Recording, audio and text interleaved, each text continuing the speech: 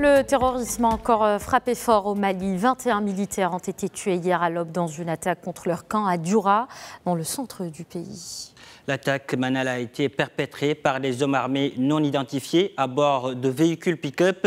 Ils ont attaqué le camp militaire de Dioura. Selon les forces armées maliennes, l'attaque a été commise par des groupes terroristes sous le commandement de Ba Agmoussa, un colonel déserteur de l'armée.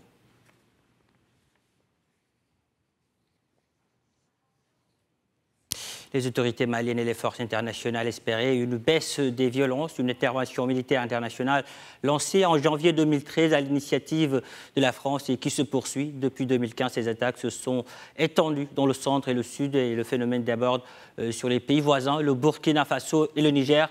Échec de la lutte antiterroriste et l'insuffisance des moyens. Hugo Sada est chercheur à la Compagnie européenne d'intelligence stratégique. Écoutez son analyse. L'ensemble des présences militaires étrangères au Mali, c'est un dispositif compliqué.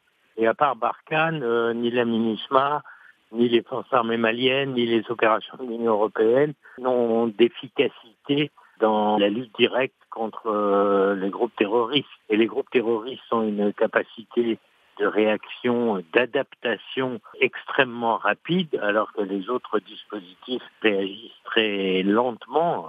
L'exemple de la force conjointe du G5 est tout à fait significatif. Ils sont dans une période là où à la fois ils essayent d'étendre leur zone d'intervention pour leurs attentats et leurs opérations, pour montrer leur capacité de résilience et leur efficacité. Et en même temps, entre les zones au Burkina Faso et au Mali, ils interviennent dans les maillons faibles de la zone G5 Sahel.